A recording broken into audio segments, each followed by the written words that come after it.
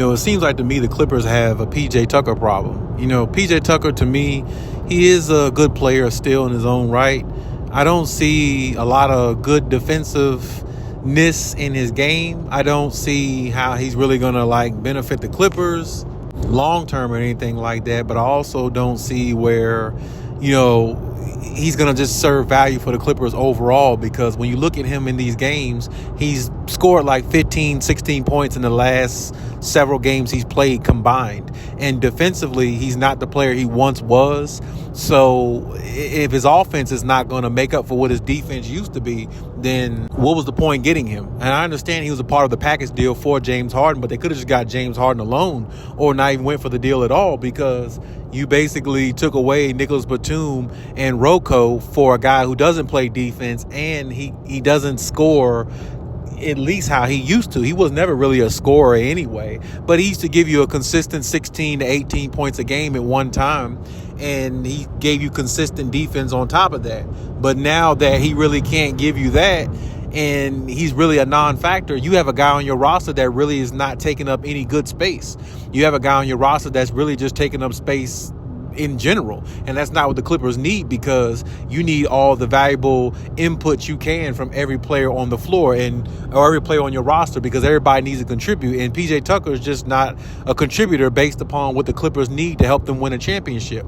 And I feel sorry, for the Clippers in thinking that, hey, maybe we get PJ Tucker some added defense. Maybe that'll make up for the defense that James Harden doesn't bring, even though he brings more offense. Well, you lost all the way around, really, in regards to PJ Tucker, because he's not giving you any type of three-point shooting as he used to, shooting the percentage he used to, and scoring as he used to, which was very minimal back then. And you're not getting the defense from him that you thought you might get in regards to trading Rocco and Nicholas Batum, because they gave you defense and they knocked down shots at a high clip and gave you a little bit of offense, in which really PJ Tucker can't give you much of either, especially if he scored 15 points in 4 or 5 games combined. So, he's not even really a factor.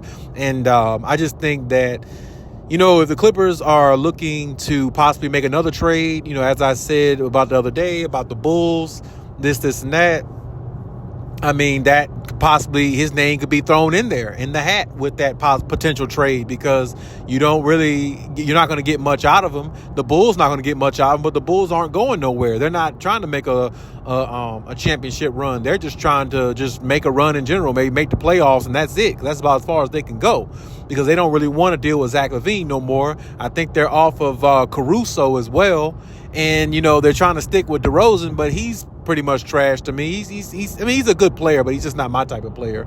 But, they're a mess all the way around. So, going after somebody like, LaVine or something like that will cost more than what PJ Tucker, is worth. But maybe if you add him with a couple pieces, maybe you can get an Alex Caruso or somebody like that, somebody that plays defense, somebody that'll contribute highly to your team, that will give you championship DNA as well, because Alex Caruso won a championship with the Lakers in the bubble just a few years ago. And he was a big part of the reason why, when you think about his defense, his shot-making ability, and he led the league in steals, I think, one year specifically. So, he's definitely, a defensive, he definitely would not be a defensive liability, for you. He would definitely be able to contribute in that area. And I think that's what the Clippers need to look at, somebody who can contribute defensively, because offensively, they're already good, especially now, you add James Harden, you got a big four with Russ and, Kawhi and all them. So, you're good offensively. You need to add some defense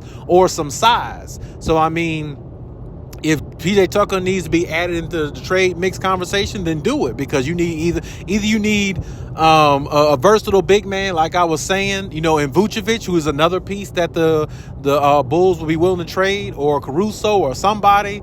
I think you got to get up off of PJ Tucker somehow, because I just don't feel like he's going to serve you any purpose too much in the long run, because his age really is showing more than what it should, to me. And with his age showing now, and him not being able to contribute at a really decent to high level like that, what is the point?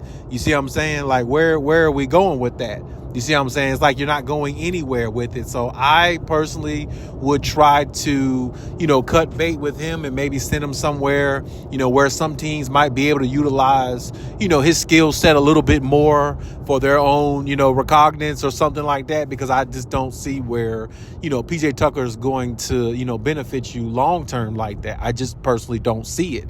So, I mean, if that's the case, then, you got to look at things for what they worth. You know what I'm saying? If he's not going to benefit you long term like that, then, I mean, it's really no point in even having him. And like I said, I'm not saying he doesn't have any value, but value for a team with championship aspirations, I'm not sure if he really fits that mold based upon what I've seen so far.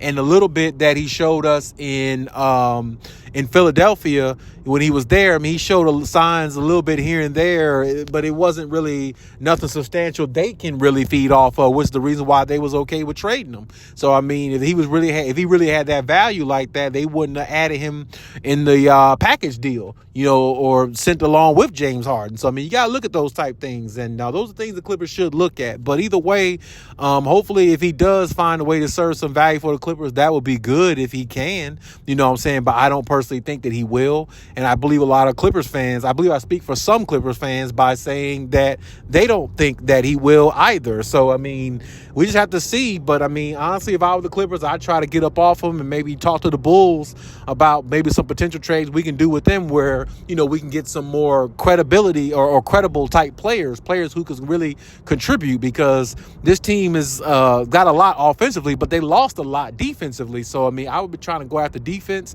and he would be one player I would add in the package in regards to doing that. But that's my take on everything. Leave any comments. And first of all, Thanksgiving, and have a happy holidays to you. And we'll talk about it.